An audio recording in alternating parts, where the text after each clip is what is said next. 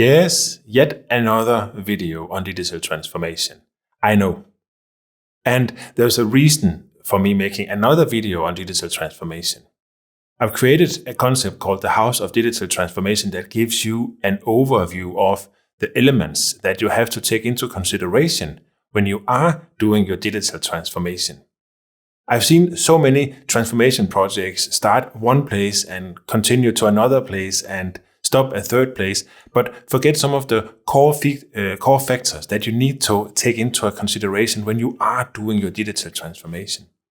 I've also seen so many companies stretching the rubber band in the sense that they are not really getting into the transformation efforts because it is a big project to undertake. It's a big project to start.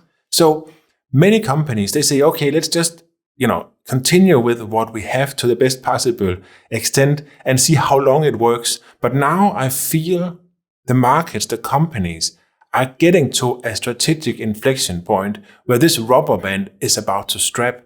You no longer can stretch your existing processes. You cannot no longer just put digital into the workflows that you have today. Now is the time where you have to do something. So the Digital Transformation House is simply an overview, a guide, very simple guide for you to remember when you're creating your transformation projects. What is it that I have to take into account and what is it that I cannot forget?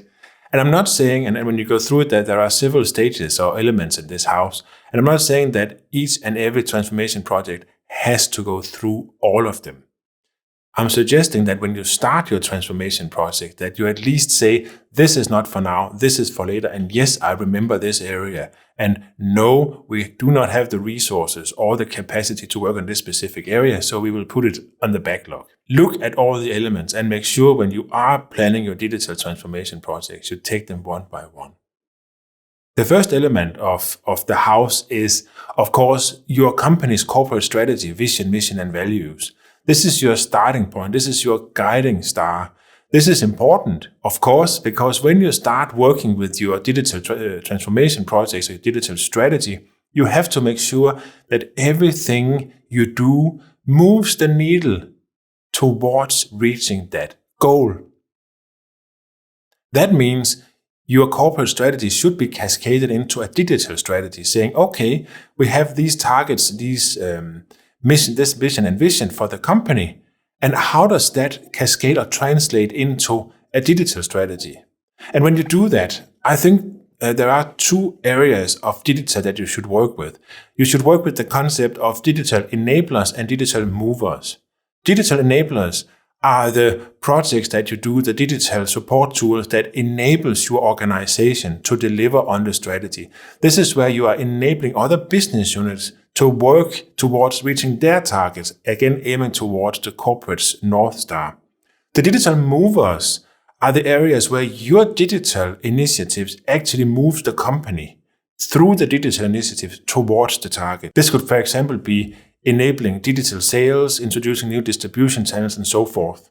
So when you create your digital strategy, try to split your initiatives into enablers that enables the business to deliver and movers where digital initiatives are moving the business towards the targets. Now, moving on, the next step or one of the steps is understanding the concept of user experience or customer experience.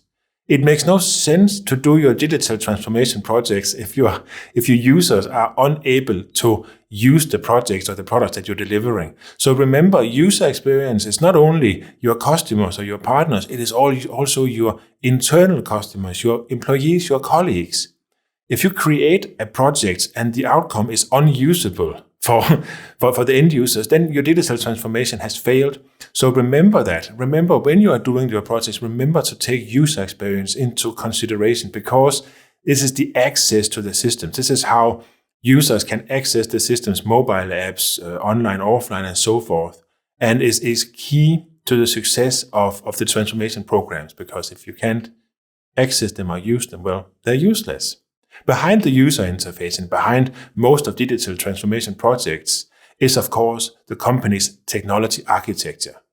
the technology architecture, and I have created several videos where I'm talking about this. I'm talking about Gartner's 2-speed model. I'm talking about how to take the legacy systems and isolate them so you can actually create a layer outside that enables the business, that enables the transformation office to implement tools and techniques that allows for faster digital transformation. I think it would be difficult to do any digital transformation projects without thinking tech architecture into it to some extent. I would also again say that you should go in and look at the concepts of low-code applications, because low-code applications can greatly help you speed up your transformation efforts, simply because it's faster for you to show the business units what they're getting after the transformation, and after they've agreed, you can actually build the solution much faster. Building on the tech architecture and the user experience is the workflows and processes. I would always argue that the core of any digital transformation or business transformation is transforming how you're working as a company. And the only way you can transform how you work as a company is to change your current processes, your workflows.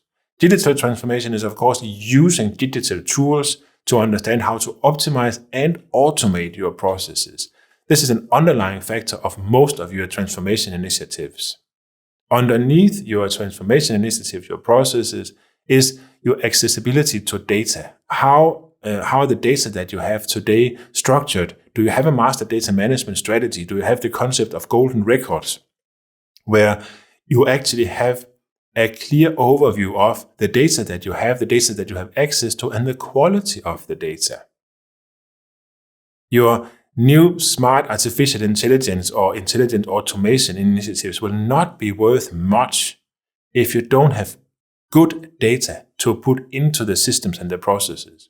So when you're looking at data, it can also be a guidance to how ambitious you should be in the beginning. If your data is not good enough, you should lower your transformation ambition and maybe reassign some of the resources that you've set for the digital transformation to make sure that your data are adequate for doing the automation, for doing the intelligent automation initiatives and artificial intelligence. You will not get any good results if you're basing your new processes, your workflows, your user experience, or your tech architecture on bad data. The last tangible part, at least, of the digital transformation house is your ability to connect to the outside world. This is, of course, a key element of a tech architecture. And if you are looking into the concept of low-code and no-code applications, you need to be able to have this connectivity. But it is also a connectivity to partners, to governments, to customers, where you enable your company to connect to the outside world, and through this connectivity, optimize, automate your processes. It's also a way for you to participate in industry ecosystems where you can offer your products and services through larger ecosystems and maybe even create an ecosystem of your own.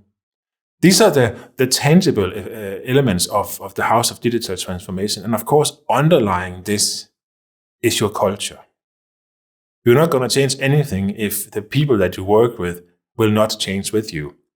So a starting point and an ending point and a midpoint is working with culture, working with people, working with motivation, understanding how you get people engaged and motivated into working with changes.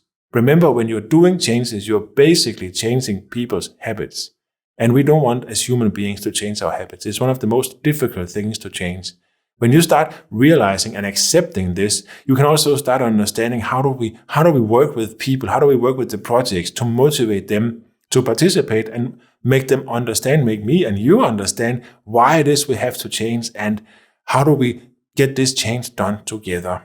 And when you are doing your digital transformation projects, remember what I said in the beginning, you don't have to go all in and do everything at once. Most likely, if you do that, you'll fail. But if you use this model to pinpoint where do we start and remember all the elements within the model, well, then you are on your way to doing successful transformation, simply because you won't forget anything and you will make sure that you have a balanced approach to doing your transformation projects. One project at a time. Ensure that the people that are working with you are involved and make sure that you know exactly where you're focusing with this project and how this project helps move the company towards its mission, vision, and values. Good luck with your transformation, and thank you for listening.